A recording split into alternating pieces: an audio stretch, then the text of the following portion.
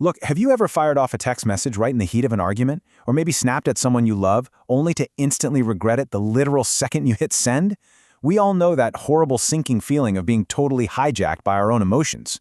Well, let's jump right into this explainer, because today we are drawing up the ultimate architectural blueprint for transforming your mind from that chaotic, reactive baseline into a completely uncorruptible fortress.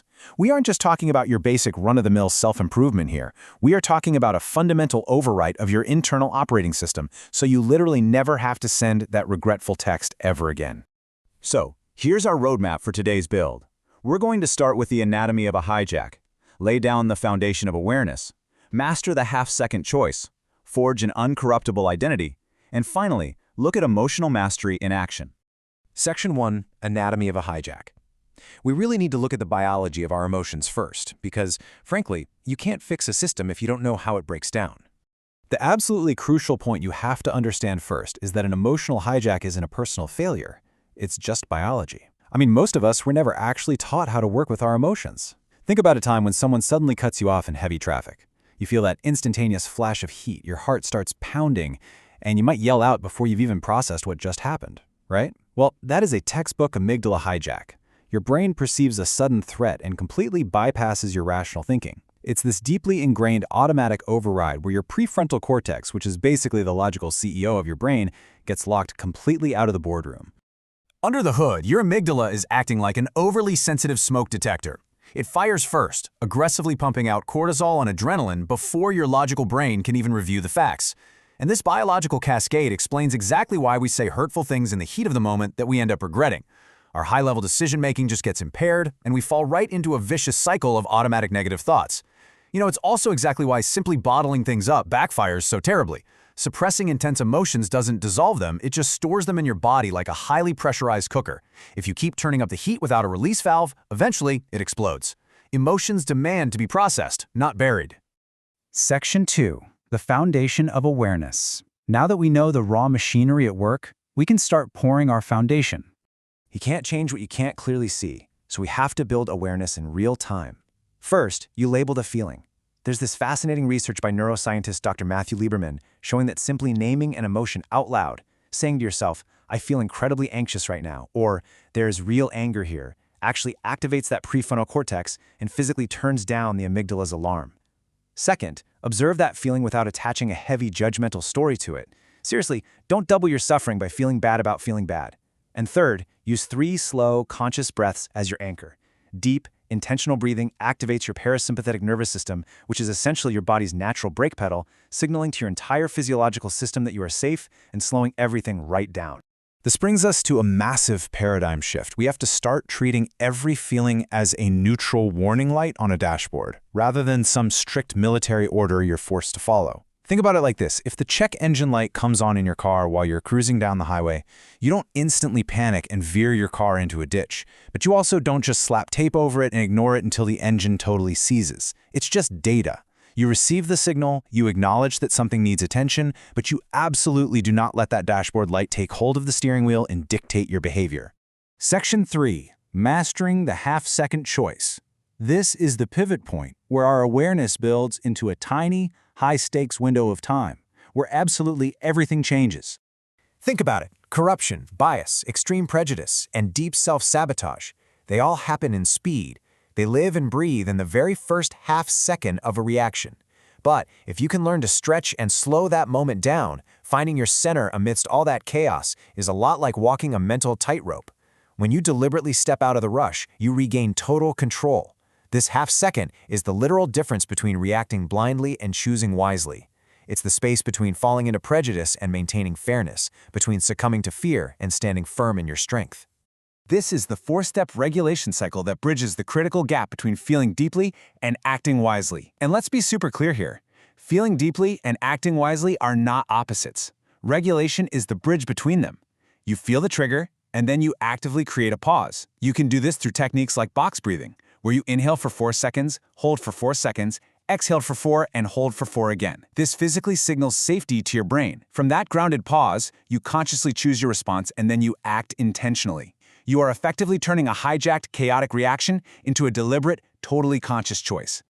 Internally, we are all fighting a constant, silent battle between two sides. On one hand, you have the reactive unconscious.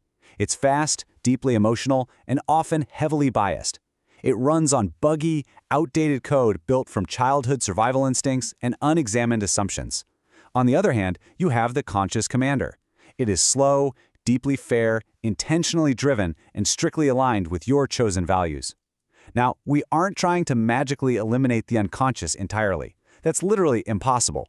Instead, we are actively overwriting that old buggy code by repeatedly showing the unconscious mind exactly who is in charge until your automatic reactions gradually become calm and perfectly aligned. Section 4. Forging an uncorruptible identity. Let's build a firewall.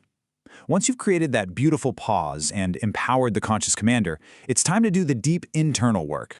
Corruption enters your life when your identity is vague. If you don't actively choose who you are, the world is more than happy to choose for you.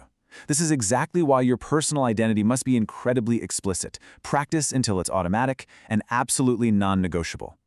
Imagine walking into a deeply tense, argumentative situation and silently reminding yourself, I respond with clarity, not fear. Or watching a super polarizing news segment and anchoring to, I judge individuals, not groups. These aren't just nice affirmations you stick on a bathroom mirror. They are the core architectural supports of an uncorruptible mind. They're the firewall that keeps the darkness and chaos of the outside world from rewriting your character. Every uncorruptible hero has a code.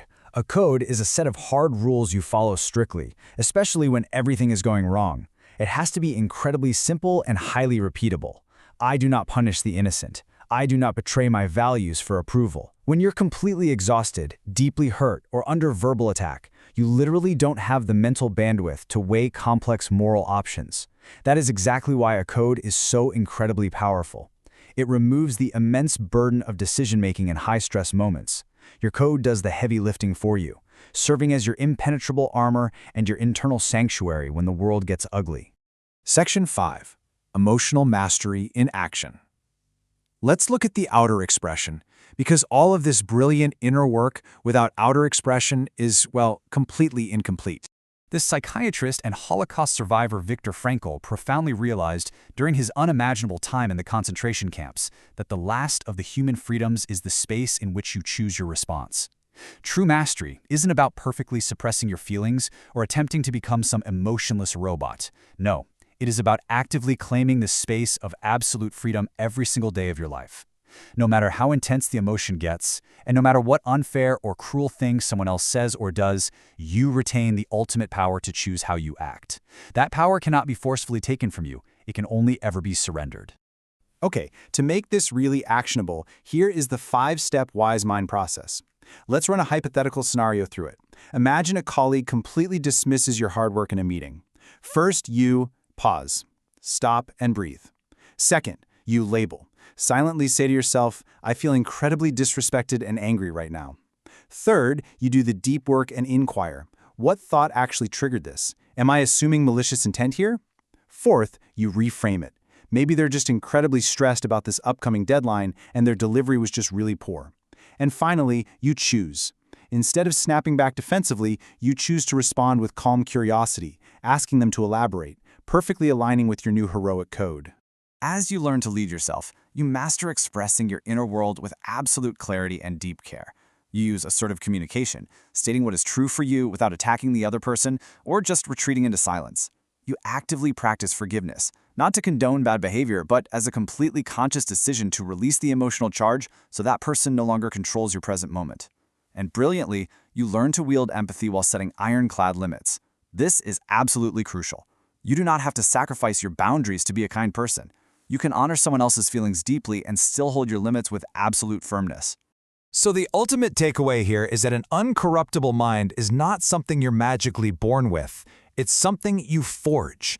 You forge it by actively choosing your identity, drastically slowing down your reactions, living fiercely by a code, and repeating your chosen values until they literally become your basic instinct. As we stand at the peak of this fully conscious, uncorruptible mind, looking out over the landscape of our everyday lives, I want to leave you with this.